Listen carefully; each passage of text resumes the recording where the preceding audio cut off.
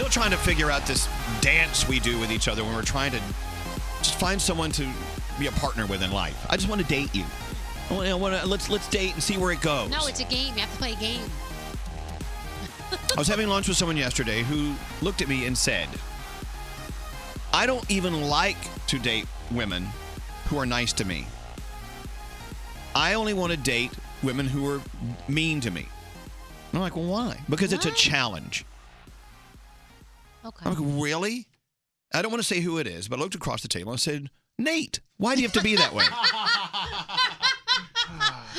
He said he didn't want to be named in this conversation, so I won't. But I just, but what the reason why I don't feel awful calling you out on this is it's so common. Men and women do this thing. Like guys typically don't really run after women who are easy to get to know. I'm not saying easy sexually. I'm saying women who are interested. They're like, well, yeah. But it's the opposite with guys too. Women like the bad boy. I like the girl that doesn't give me any attention and I have to work for, right? Okay, well, let's break it down psychologically. Why do you think that is? I guess it's more of a challenge. Is it a challenge or some would say that you're setting yourself for failure because you don't want a relationship? Yeah, I don't know. and I guess it's a challenge and I'm trying to win her affection. And going back, all of my relationships where I tried and it was a challenge and I had to win her affection and win her over and then she fell in love with me or whatever, they always ended badly because I don't think it was a good person to begin with. You see what I'm saying? But I wanted to win her over. What? Problem is you want it because it's a challenge. So you work, you get it. And then once you get it, what the hell do you do with it? Danielle's right. You get bored and you're like, well, now another challenge. Now she represents what you don't want. Okay, from a woman's point of view, out in the dating world, Bethany. Yeah. You find it, you obviously have said before, it's the same way. If you're too available, then they seem uninterested. Yeah, I am from, the Midwest where we're pretty open. We're just generally we're open, nice people in general. And so I am not the kind of girlfriend who makes it tough on you. I don't yell at you. I don't give you a hard time. I'm just happy. I date people that I really dig. And I have noticed that guys I'm potentially interested in are interested in the really mean girls who make them feel like crap.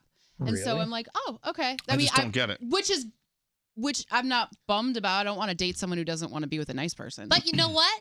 It's kind of the same way with girls. How many of us want a bad boy? Exactly. Right.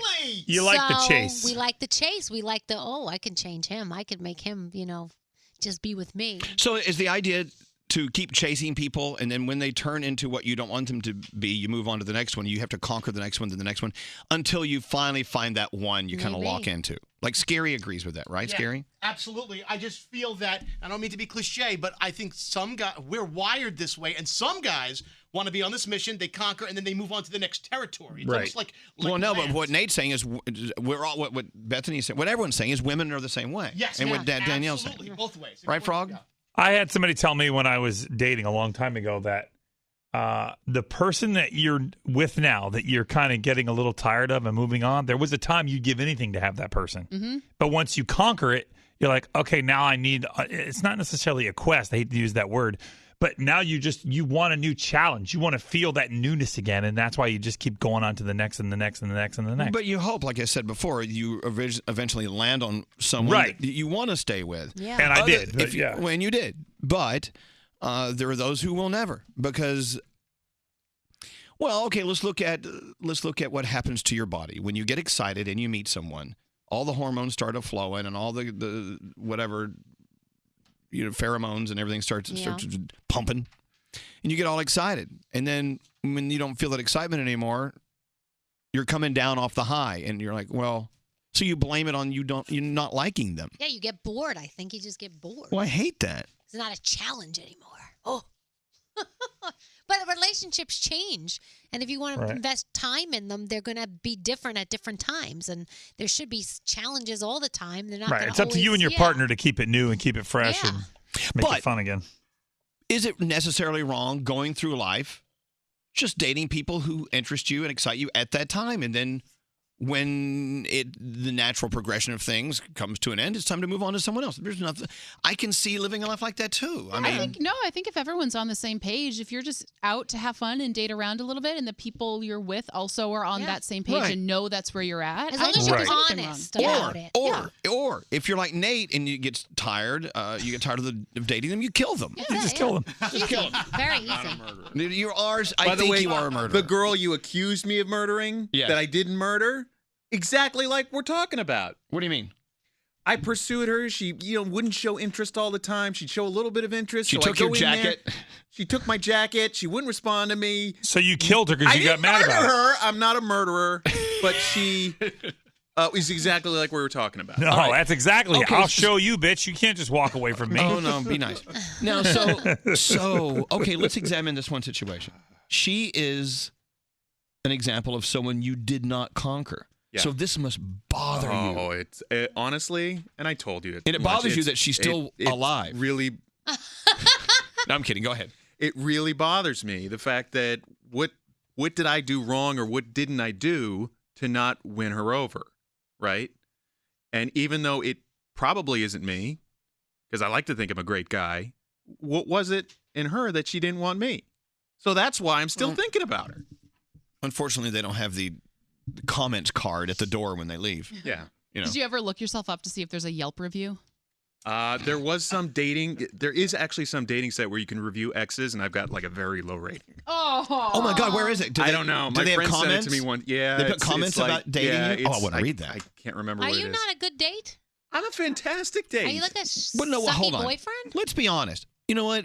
Dating takes two people. Yeah. One of you may be fantastic. One of you may not be in that situation. Maybe with Obviously, her, the woman that didn't like you, she didn't like you. She just didn't like What's you. not to like though? Okay, well this is the problem.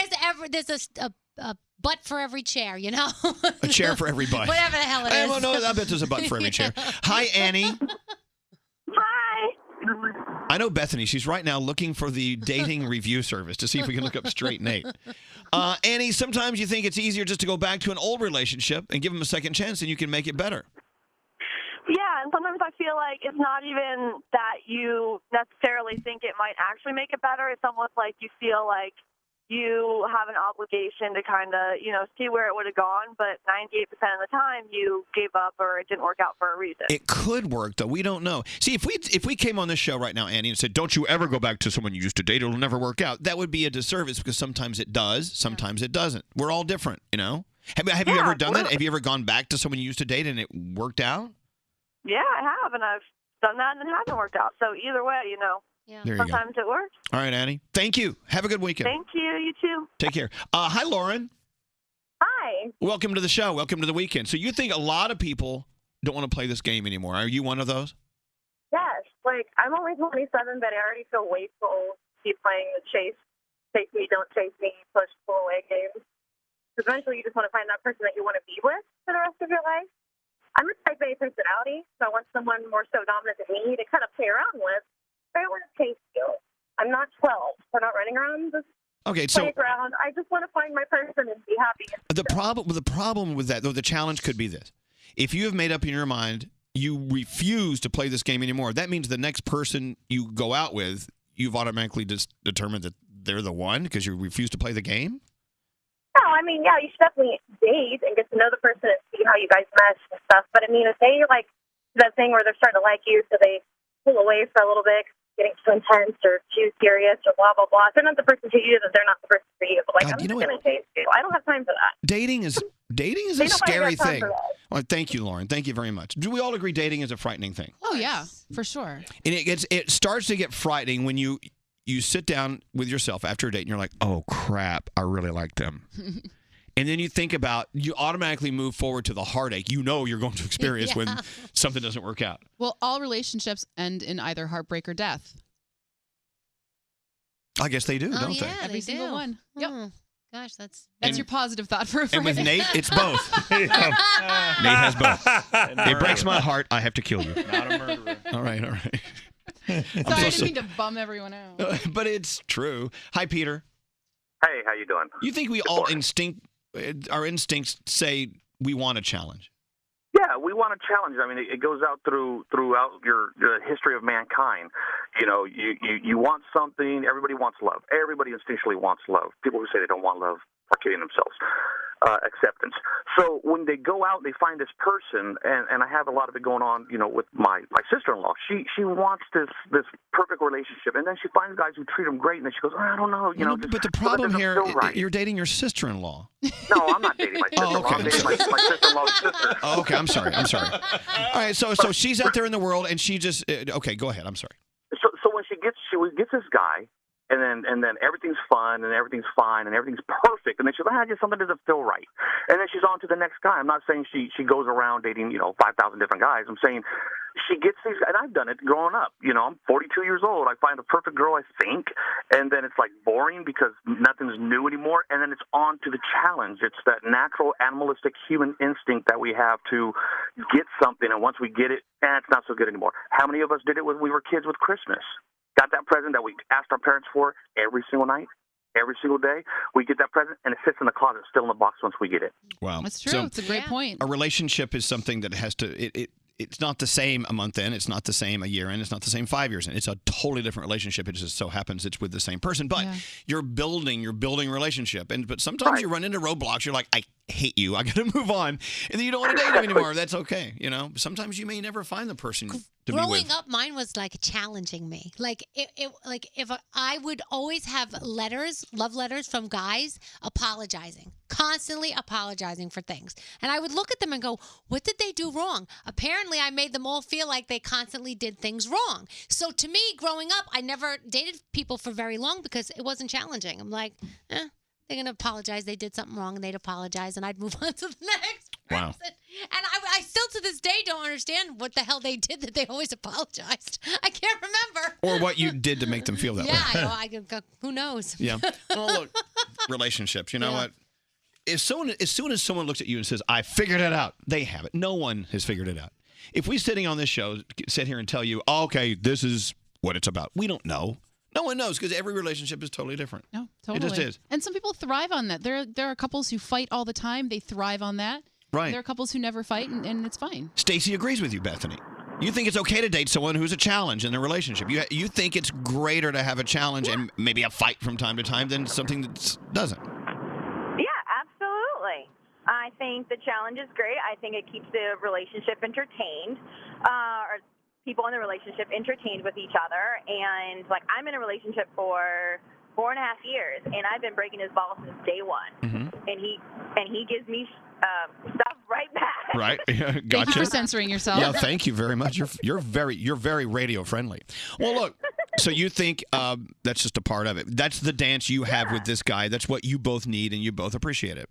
Yeah, it's that mental stimulation that we both need, and some people just need that. Well, and I've been in relationships we chase, and then it falls flat. Well, so. then maybe next time we get into big fights and arguments with our significant others, rather than just saying, that's it, I'm done, you stop down and go, okay, just take a breather. And don't we usually do that anyway? But sometimes we do that until it's way too late, and then Nate kills you. Just like you said. Yeah. Thank you, Stacy. Are you sure, Nate? Yeah, he's not a murderer? 100% not. Okay, he swears he's not a murderer. Thank you, Stacy. Thank you so much. I love you guys. I'm a long-time listener. I'm thank finally you. on the radio. I love it. Well, you sound great, and I love having you here. Have a great weekend. All right, there you go. Have we solved anything? No.